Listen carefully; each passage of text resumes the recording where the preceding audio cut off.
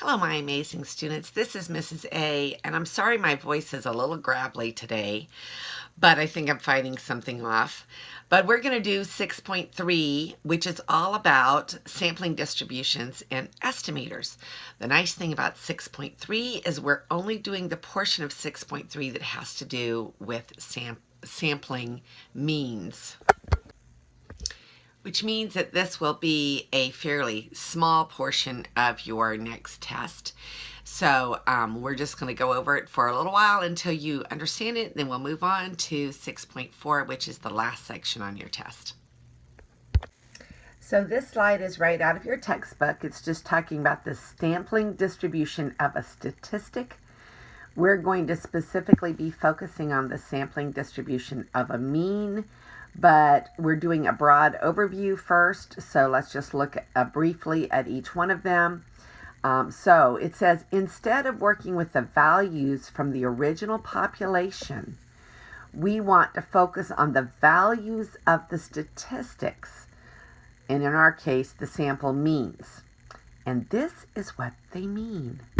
Instead of taking the probability distribution of a population, we're going to take the probability distribution of a sample mean in our case, which means step one is we're going to take samples all of the same size repeatedly from the population.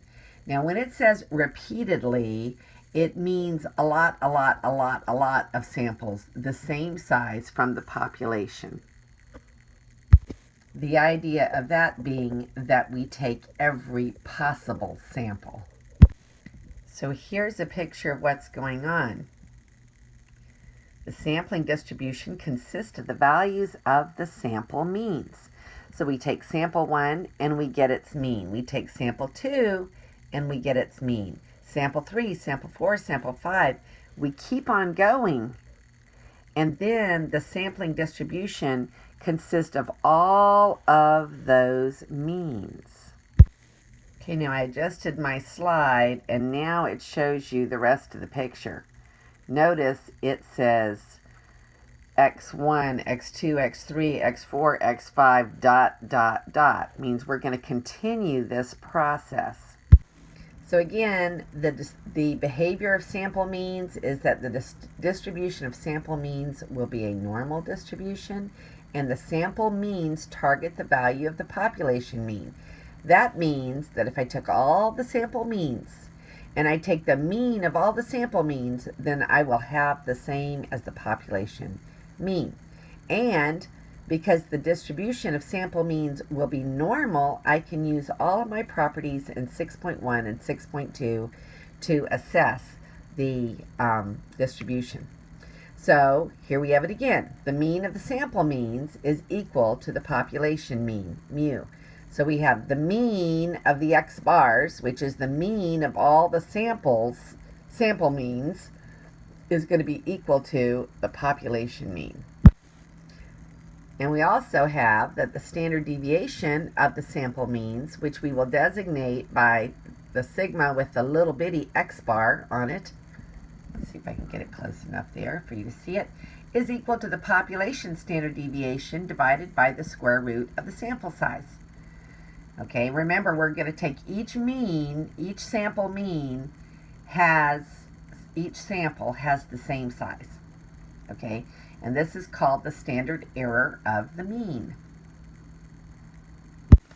So this is an example that I got from another book, but it is a good one. Okay, the population values 1, 3, 5, 7 are written on slips of paper and put into a box. Now the population values 1, 3, 5, and 7 are just odd numbers. We would definitely not say that that is normally distributed.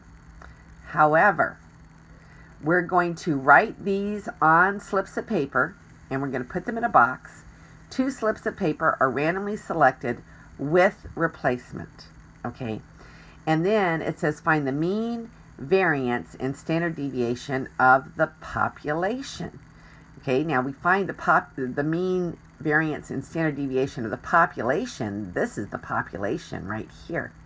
Okay, So when we do that, we're going to say the mean is adding them all up together, which is 4 plus 12 is 16 divided by 4 is 4.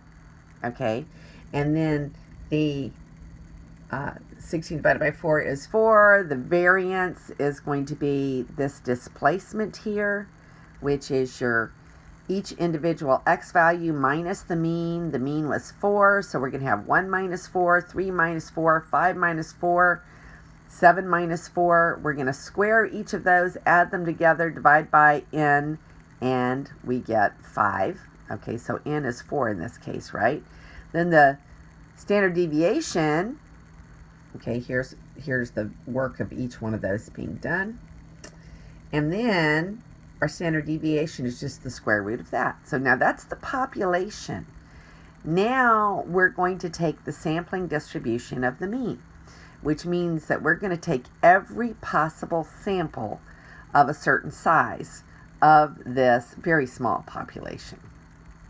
Okay, so it says first, graph the probability histogram for the population values. Well, the population values are just 1, 3, 5, 7. That's not much of a very interesting histogram, right? But we do need to make some notes here. We have 1, 3, 5, 7. Remember, when we have a probability histogram, we have to have a total probability of 1. So if we have here a 1 width times a 0.25 and a 1 width times a 0.25, 1 width times a 0.25, each one times a 0.25, we will get a grand total of total probability being 1. So we do need to know that those go up to 0.25 each. So they're basically wanting us to draw the conclusion that the original population is definitely not normal. Okay, so now let's see what happens when we list all of the possible samples of sample size 2 and calculate the mean of each sample. So here we go. Isn't that cool to watch? Okay, so now we have every possible sample. 1, 1, 1, 3, 1, 5, 1, 7, 3, 1, 3, 3, 3, 5, 3, 7. Each one of the possible samples from the original population, 1, 3, 5, 7. Nothing is left out. Okay, so then we're going to take the mean of each one of those samples. Every single mean of every single possible sample of size 2. Okay, so now we've got all of these means, and now we're going to average them all up to get the mean of the population. So here we take each one, so they're showing you the adding together each mean, but now we're going to add them all up. So all of these means form the sampling distribution of the sample means, and we're going to look at each one of the means now. So look, this little chart is representing each one, because notice I have a mean of 1, 2, 3, 4, 2, 3, 4, 5, 3, 4, 5, 6, 4, 5, 6, 7. Okay, so the means are going to go all the way up through 7. So when we get to this one, we've got X bar, and then we've got each one of the possible means of each one of the samples, and then their frequencies of each one. So how did they get those frequencies? Here we have a 1, and there's no other mean of 1. So the frequency of the mean 1 is 1. Here we have a 2, and there's another 2. There are no more 2's. So the frequency of the mean 2 is 2. We have a 3, and a 3, and a 3. So the frequency of the mean 3 is 3. So that's how they're getting each one of these frequencies here. So then we're going to talk about the probability. Okay, the probability of a 1, okay, in other words, we had here, we had 16 different possible samples. Okay, so each one of the samples had a probability of 1/16. But here we've got 3 that had a probability of 3. So the probability of getting a 3 would be 3/16 instead of 1/16. So this right here is the 1/16. So since there were 2 of these, this one should be 2/16, which is double that one. Okay, and then since there were 3 of these, this next one should be 3/16, and there are 4 of the next one, so it should be 4/16, which is 1/4. Okay, so here they're showing you in detail how they got the 3/16, because there were 3 means of a value of 3. Okay, and then there are the rest of them, which 4/16 is going to be 1/4 or 0.25. And then they go backwards again. 3, 2, 1. Guess what shape that's going to have? It's going to be a bell-shaped curve. Okay, so remember that we've got the individual random variable. In this case, our random variable is our x bar, times our frequency, all divided by the n, is equal to the mean. Okay, so we're going to get the mean and the mean of each one of those, and then we add them all up, and we divide the 64 by the 16, and we get 4. What was the mean of our original population? 4. And what is the mean of our sampling distribution? 4. Okay, so we verified that the mean of the sample means is also 4, and the same as the population mean, which was 4. So our population, remember, was 1357. The mean of the original population was 4. And then we took every possible sample of size 2. And when we take the mean of all of those by multiplying the x bar in question by the frequency, then we get the probability distribution. If we add all of these up, we do get a 1. And we get the mean of 4 in the sampling distribution, which is really cool. All right, so here we're taking the same distribution and we're going to carry it out. And I did these for you just so that you could see the calculation of the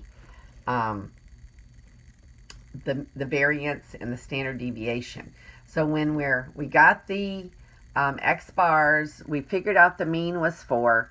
So now in order to get our displacement here, which we're going to end up squaring, okay, to get our formula, but we're going to take the x bar, which is 1, minus the mean, which is 4, and 1 minus 4 is the -3, 2 minus 4 is the -2, 3 minus 4 is the -1, and so forth. So we're getting each displacement. Then we're getting each displacement squared. Hopefully y'all can see that. Okay, so then we're getting each displacement squared times the frequency. Okay, remember my variance, I'm working towards my variance formula. What's the next thing I have to have? I have to sum all of this column up. Okay, so I'm coming up with the variance formula, which is the displacement squared times the frequency, the sum of all of those. So when I add them all up, okay, so here I have a chart again. When I add them all up, down at the bottom here, I get 40.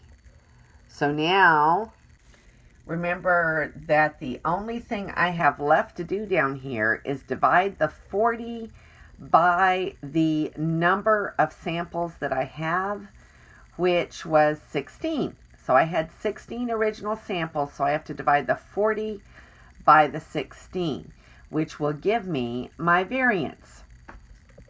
So let's go to the next page, and we have the variance here. And so here we're showing you that the 40 divided by the 16 is the 2.5. That is our variance, okay? And the 5/2 is the same thing as 40 over 16 simplified. And we had our mean of our sampling distribution was 4. The variance of our sampling, see there's a little X bar right there. The variance of our sampling distribution was 2.5. And then to get the standard deviation of our sampling distribution, make that just a little bit bigger so you can see those X bars, okay, is going to be the square root of 2.5, which is 1.581, okay? So these are our sampling distribution statistics, okay? Now, this one is our mean of our X bars, and they're saying, hey, it is equal to the mean of your original population, which was also 4. The standard deviation of our X bar is equal to our population standard deviation divided by the square root of n. If you go back to the first slide, you'll see our population standard deviation was square root of 5. And now the square root of 2 because each sample had a size 2. And then we get 2.236 over square root of 2, which is 1.581. So there's our X bar, our standard deviation of the X bar. And it's our population over the square root of 2. Now, we're still on the same example, okay? This is the distribution of the sampling means here. And it is looking rather normal, isn't it? Okay, it has got a more normal shape. The more we have in the population, the more the shape becomes normal. Remember, this was really a very small population, but look how normal it is already looking. So each one of the probabilities added up to 1 altogether, okay, and the probabilities increase and then they go back down again, and it is symmetric and normal. So it says graph the probability histogram for the sampling distribution of the sample means, and there it is. The shape of the graph is symmetric and bell-shaped. It approximates a normal distribution. Now, this is the big deal. Okay, we took a population that was only 4 items.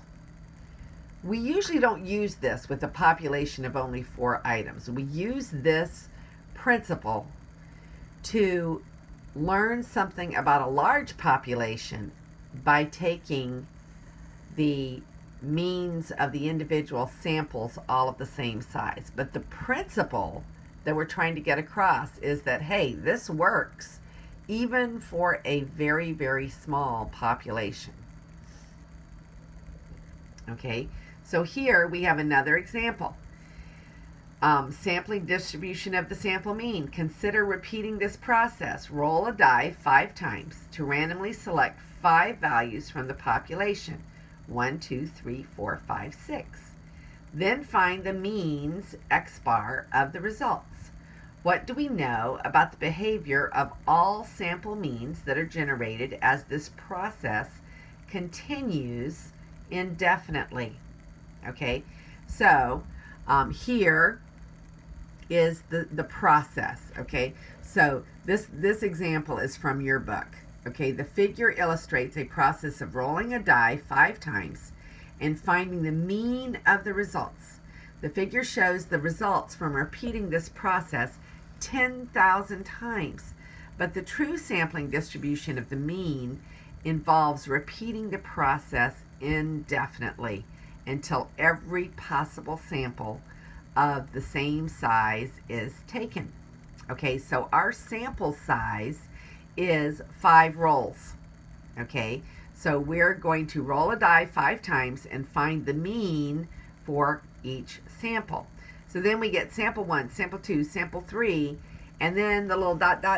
say, hey, we continue this process indefinitely. And the sample means, this distribution of the sample means will be normal. So they're saying the sample means from 10,000 trials. Okay, so on this slide it says, because the values 1, 2, 3, 4, 5, 6 are all equally likely, the population has a mean of 3.5. Now, this is a little bit more clear. Okay, if I add 1 plus 2 plus 3 plus 4 plus 5 plus 6 together, and then I divide by 6, I end up with 3.5. That's what we understand the mean to be. Okay, so then they're going to take the sample means of each one of these rolls of 5 dice. They're going to do this 10,000 times, and when they add them all up together and average the means of each one of the samples, they will get 3.5. Okay, if the process is continued indefinitely, the mean of the sample means will be 3.5. The figure also shows that we have a normal distribution when we continue to do this for 10,000 trials. Okay, so here we have another example that I got from another book somewhere. This one is not in your book. The number of DVDs rented by each of 4 families in the past month is 8, 4, 16, and 2. Right now, 8, 4, 16, and 2 are not normally distributed.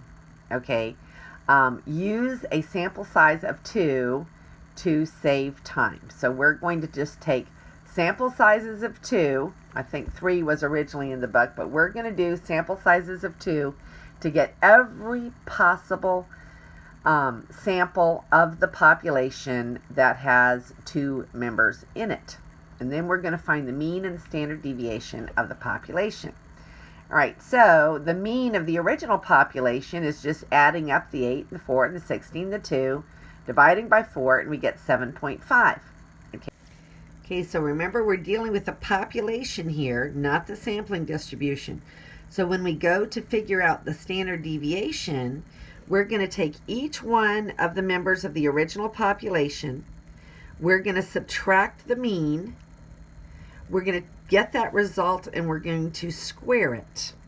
Okay, so then once we square each one of those results, we're going to sum them together, add them all up, divide by 4 because we had 4 members in our original population, and then we're going to take the square root of that variance to get the standard deviation. So the population standard deviation is 5.36. So now we're going to look for every possible sample of size 2. We're going to list all the samples with replacement of the given size from that population. Okay, so we have 4 choices for each of 2 items, or 16 possible outcomes. So here they are. We could have 2, 2, 2, 4, 2, 8, 2, 16. Then we could have the 4 in the front. Then we could have the 8 in the front. Then we could have the 16 in the front. And those are all of our possibilities. So now we're going to put the means of each one. 2 plus 2 divided by 2 is going to be 2. 2 plus 4 is 6 divided by 2 is 3. And we get the mean of each one. Okay, so then we're going to take those means and we're going to try to find the mean, the sample mean, which is this mu of x bar down here. Okay, so we're going to add up all of the means here, and we get 120. We had 16 means, so we divide by 16, we get 7.5. 7.5 was the mean of the original population. The mean of the original population and the mean of the sampling distribution must be the same. Okay, so then we are going to look for how to find the standard deviation. So the standard deviation, because this is a sampling distribution, is going to be the standard deviation of the population divided by the square root of the sample size, which is square root of 2 in our case. So we will get 3.79 as the standard deviation of the population of the sample mean. Okay, so the standard deviation of the sample means is going to be 3.79. The standard deviation of the original population was 5.36. The standard deviation of the sample means should be smaller because your data is becoming more normal. And as it becomes more normal, your standard deviation should come in. And that's the property of a sampling distribution.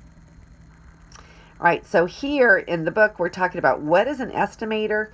We're not going to go much into an estimator, but an estimator is a statistic used to infer or estimate the value of a population parameter. So, an unbiased estimator is a statistic that targets the value of the corresponding population parameter in the sense that the sampling distribution of the statistic has a mean that is equal to the corresponding population mean. Okay, so our sampling distribution mean is going to be an unbiased estimator of the mean of the whole population. In fact, it should be right on target. And then it goes into just these unbiased estimators: proportion, mean, variance, and biased estimators: median, range, standard deviation.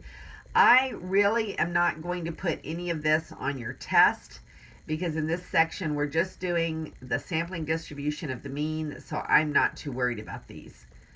You'll see that there's not much in your homework that has to do with any kind of estimator. Okay, so why sample with replacement? Sampling is conducted with replacement because of these two very important reasons. When selecting a relatively small sample from a large population, it makes no significant difference whether we sample with replacement or without replacement. Okay, sampling with replacement results in independent events that are unaffected by previous outcomes, and independent events are easier to analyze and result in simpler calculations and formulas. And that is the end of 6.3. And now we're going to start into 6.4, the central limit theorem. Okay, just wanted to remind you that when it comes to the test time, you're going to have your little cheat sheet provided on your test. So there's the cheat sheet for Chapter 4, the cheat sheet for Chapter 5, the cheat sheet for Chapter 6. So remember that I will have these formulas on your test. And if I were you, I would also have your 4x6 card that you are allowed to have for every test in my class. So I just wanted to show you what you will be given. And this is Mrs. A, and that's the end of 6.3. Hang on tight for 6.4.